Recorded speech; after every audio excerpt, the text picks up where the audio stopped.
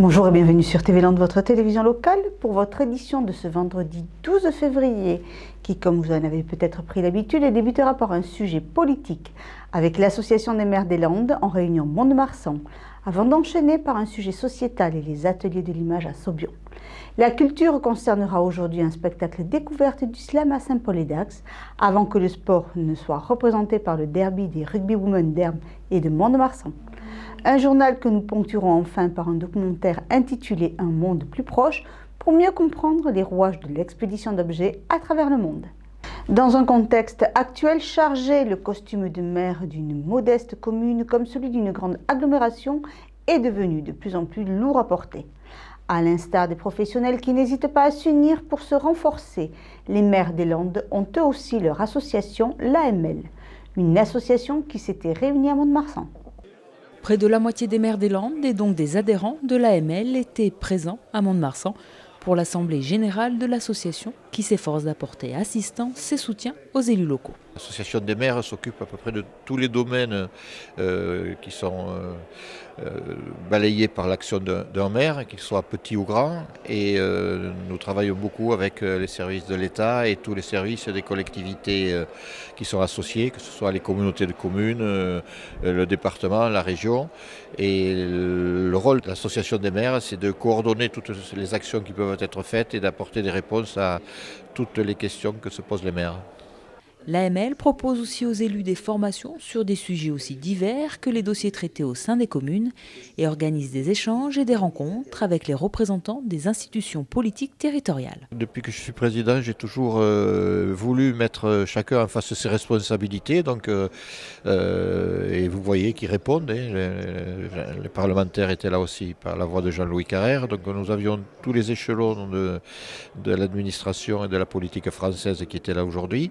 Et je crois que c'est bien parce qu'ils se rendent compte aussi sur le terrain, au contact même de ceux qui vivent les problèmes, de l'application des textes qu'ils font ou des décisions qu'ils prennent avec le recul qui est le leur, forcément. Mais au bout du bout, c'est le maire qui décide et qui applique.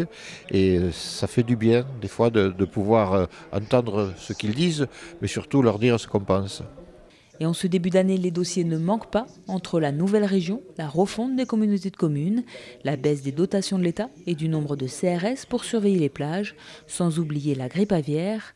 L'actualité est chargée pour les élus locaux. C'est chaud, comme on dit dans les matchs de rugby. Si vous y ajoutez l'état d'urgence et Vigipirate, ça fait pas mal de soucis pour les maires et pour l'association des maires, mais on est là pour ça. C'est-à-dire que lorsqu'on se présente au suffrage universel, on sait qu'on se met au service de la population et c'est notre mandat. Donc être maire, pour moi et pour beaucoup d'autres, c'est le plus beau des mandats parce qu'on est à côté des gens, on essaye de répondre à leurs questions.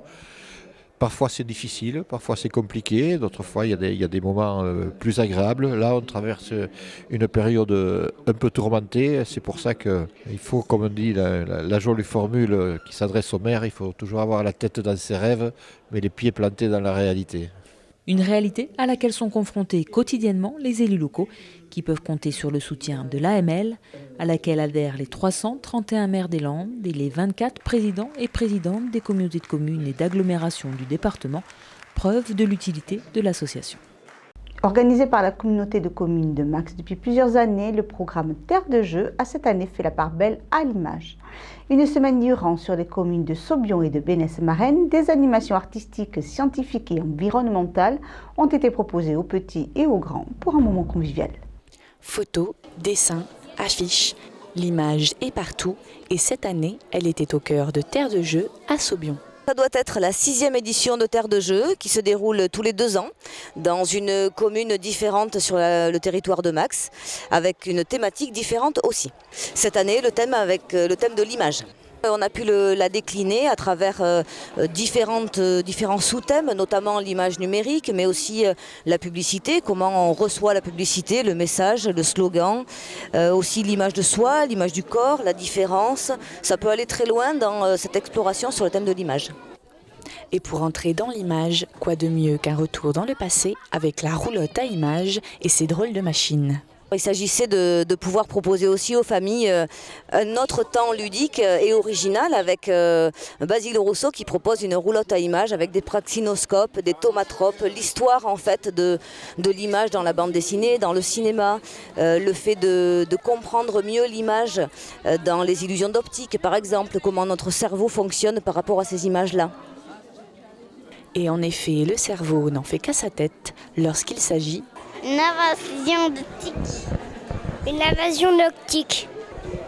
Les yeux, ils comprennent pas tout. Ils comprennent pas tout. Le cerveau, il reçoit les informations des images et il comprend pas.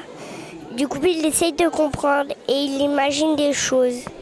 illusion d'optique utilisée depuis le siècle dernier pour créer des dessins animés, à la transformation en mi-homme, mi-animal, la technologie de l'image a bien évolué. Et à la table des iPads, l'atelier Morphing a tiré les grands et les petits pour une expérience aussi atypique que rigolote. On prend la photo, après on place des points. T'as plein de têtes qui s'affichent.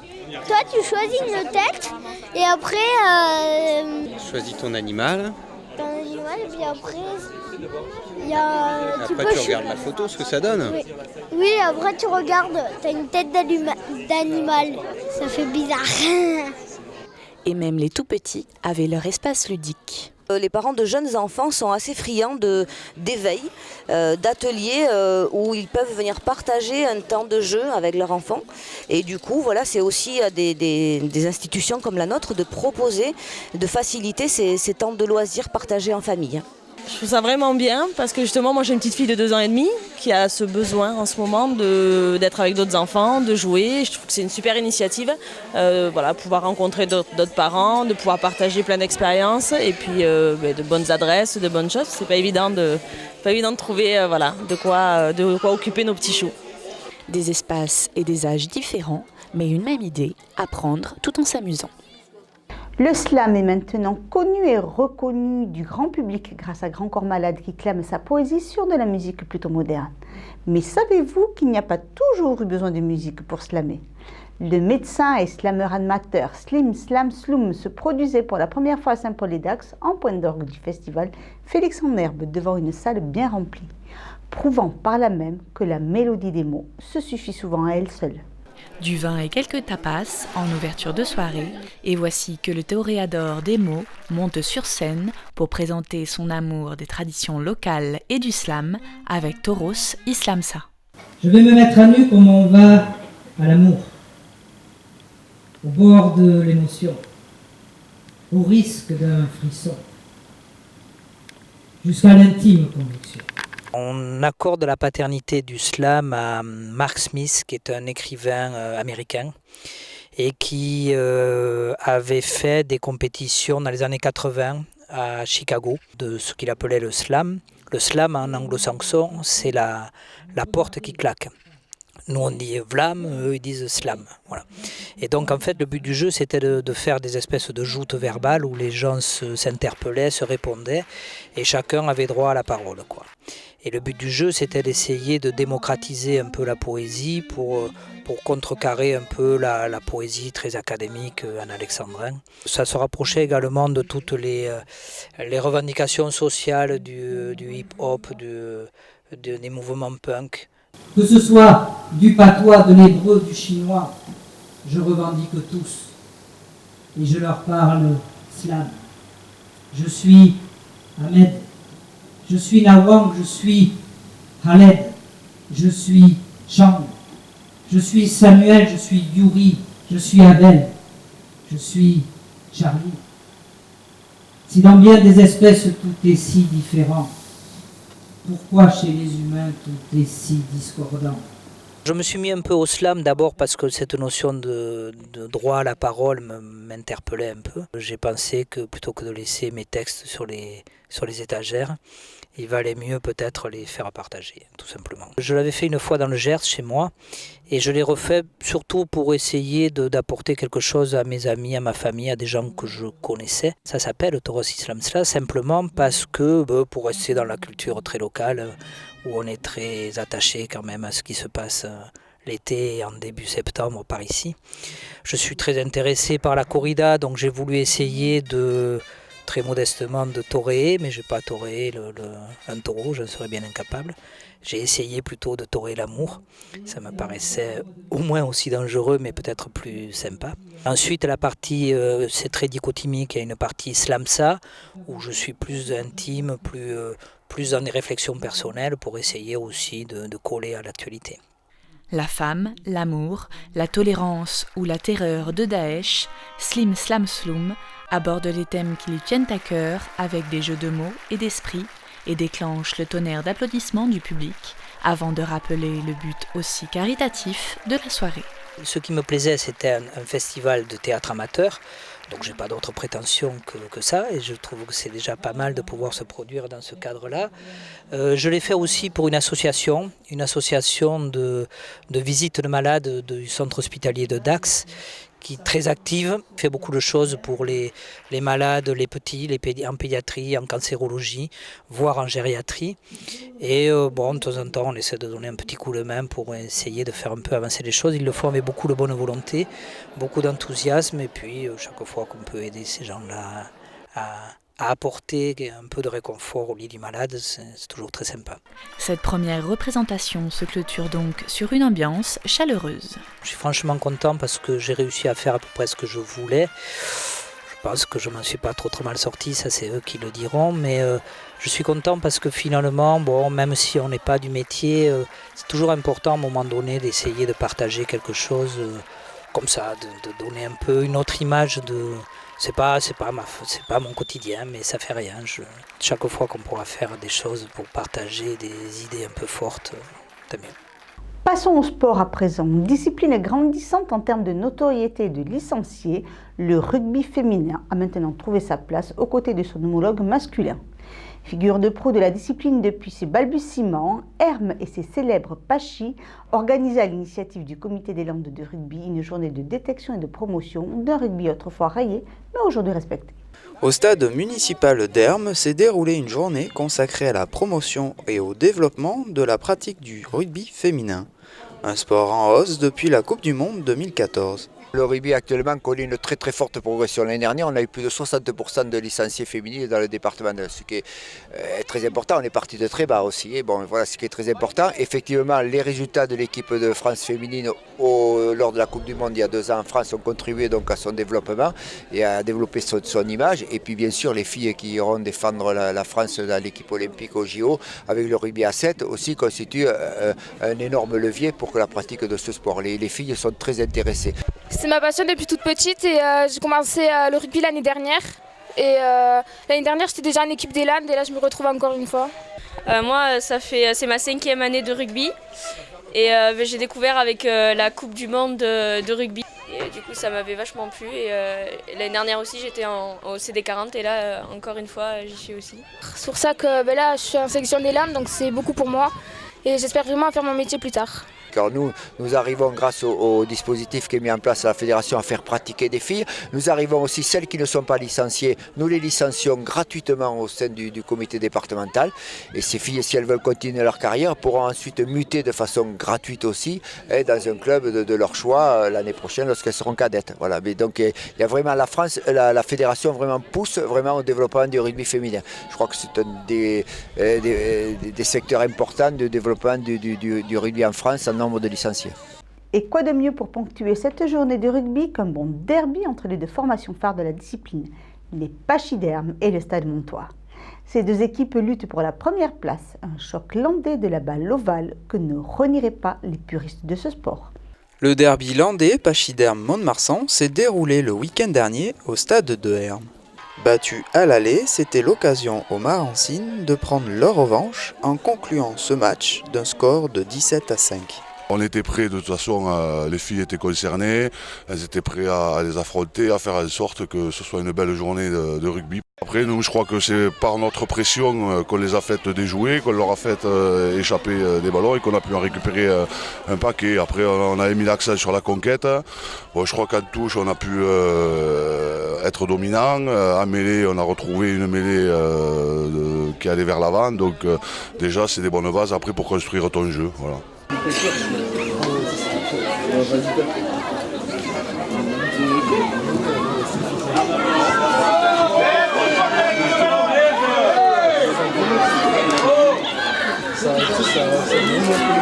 Maintenant, place aux phases finales. Il nous reste 2 matchs de championnat pour les peaufiner. On voit quand même que sur les rotations, on a des petites baisses de régime. Donc à nous de travailler sur le mois et demi et de rectifier. On a quelques matchs amicaux pour ça qui vont venir. On va continuer à bosser. L'état d'esprit est là, il n'y a pas de raison, quoi. La première mi-temps, disons, on joue contre le vent, donc c'est un peu plus difficile qu'en deuxième mi-temps où on fait jeu égal, puisqu'on fait du 5-5 en deuxième mi-temps. C'est vrai que l'écart se fait en première mi-temps. Et on a répondu présent, et c'est vrai que dans ce qui nous fait plaisir aussi, on avait les petites qui étaient avec les UV en France, qui étaient dans les tribunes aujourd'hui, alors que si elles avaient été sur le terrain, ça aurait pu aussi être une autre donne pour nous. Mais bon, celles qui ont été à leur place ont vraiment donné aussi tout ce qu'elles ont pu, donc c'est super. Bon, la défaite n'est pas amère, on résiste face à une des plus belles équipes qui se fait au niveau fédéral. Donc on sort la tête très haute et j'en tiens à féliciter toutes nos filles par rapport à ce match qu'elles ont donné.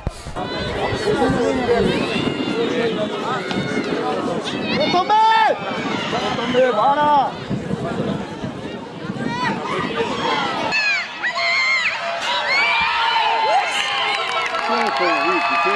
Une rencontre entre les premières de la poule qui a su montrer le professionnalisme d'un rugby féminin.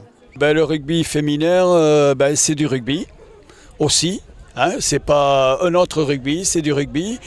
Avec en plus maintenant du jeu déployé qui est pas toujours réussi, mais qui on tente beaucoup de choses.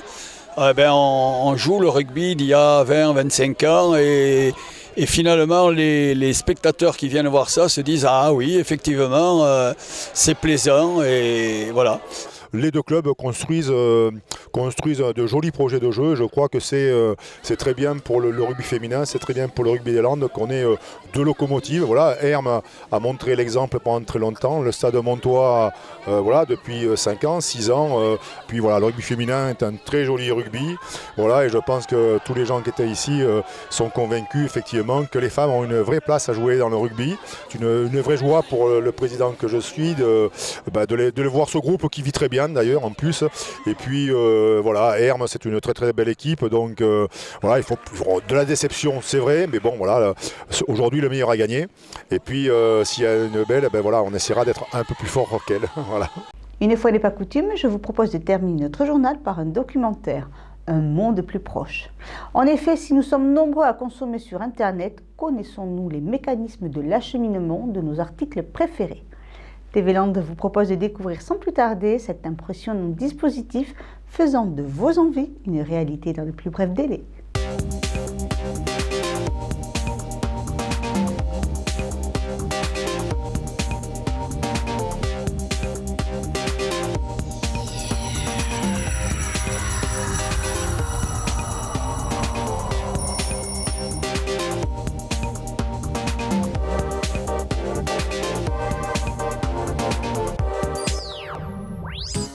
En cet après-midi un peu gris, Sophie achète via Internet des lunettes de soleil très tendance. Quelques heures plus tard, ces lunettes sont expédiées via un célèbre transporteur express, des ateliers du fabricant basés à Portland dans l'Oregon, jusqu'à l'aéroport de Memphis au sud-est des États-Unis, puis direction l'aéroport Roissy-Charles de Gaulle au nord de Paris, avec comme destination finale Orléans dans le centre de la France où habite Sophie. Et comme chaque minute compte, pour une livraison express, on effectuera les opérations de dédouanement des colis en plein vol au-dessus de l'Atlantique.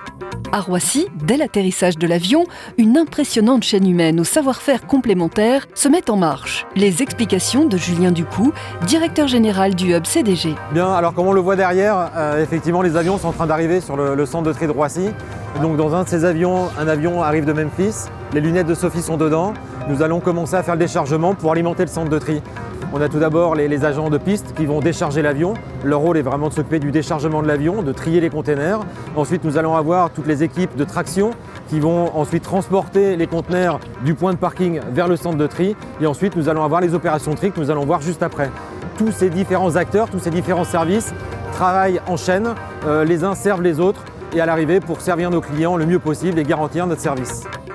Mais avant de pénétrer dans les arcanes du centre de tri et son intense activité, arrêtons-nous sur une étape essentielle au bon décollage de ces avions gros porteurs, le centrage.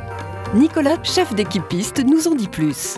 Le centrage, c'est un élément très important lors de la préparation des vols au départ, puisqu'il s'agit d'une part s'assurer que les avions ne dépassent pas la masse maximale autorisée, et d'autre part de déterminer la position du centre de gravité. Mourad, ça se passe comment ton chargement, là, à la fin de ton chargement? On va faire des stops pour les dernières positions. D'accord, donc là tu es en train de recevoir les dernières positions. Exactement. Et on va pouvoir finaliser le chargement. Les derniers vides. Donc nous, ce qu'on fait ici, c'est répartir les masses dans l'avion de manière à ce que le centre de gravité soit dans les limites acceptables pour le décollage de l'avion. On s'aide à l'aide de logiciels comme celui-ci qui nous permettent de simuler les poids, les masses des conteneurs qui vont être chargés à bord des avions. Donc on simule le poids des conteneurs, on estime le poids de l'avion et en fonction des poids réels par rapport aux estimations, on ajuste le centrage et on charge les différents conteneurs dans l'avion de manière à ce que les masses soient correctement réparties.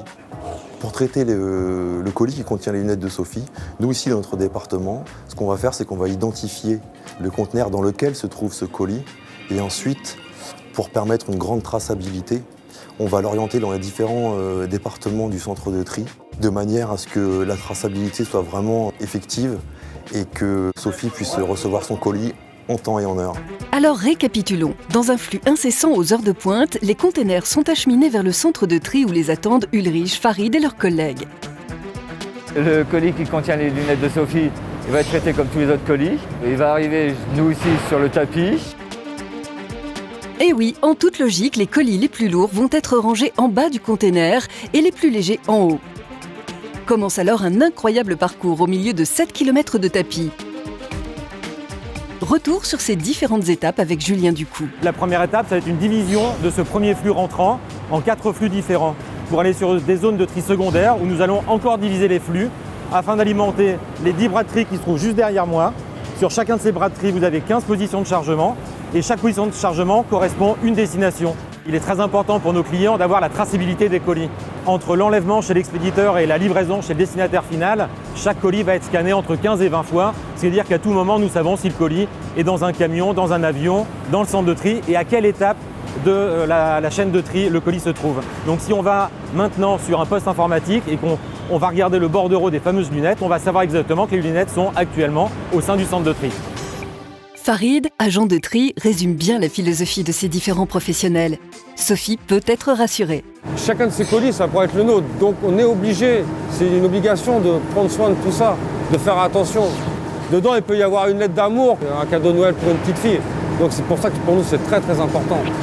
Mais la course contre la montre continue. Au petit matin, les colis ont été dirigés vers un entrepôt de la région d'Orléans. Et c'est au tour de José, dernier maillon de la chaîne avant la destination finale, de prendre le relais. Alors là, c'est le colis qui contient les lunettes de Sophie. Je vais le traiter avec attention, je regarde l'adresse et à quelle heure je dois le livrer par rapport si c'est un express ou un économie. En temps, c'est 2 heures. Il faut compter le temps d'arriver sur le secteur, le temps de faire sur la tournée. Dans 2 heures, Sophie aura ses lunettes. 2 heures? Alors plus de temps à perdre. José commence sa tournée de livraison direction Orléans où l'attend Sophie qui réceptionne le colis. 48 heures, c'est le temps qu'il a fallu à ce colis parti de la côte pacifique américaine pour être livré dans le centre de la France grâce à un incroyable dispositif tant logistique qu'humain. Maintenant, Sophie peut voir la vie en rose et croire en un monde plus proche.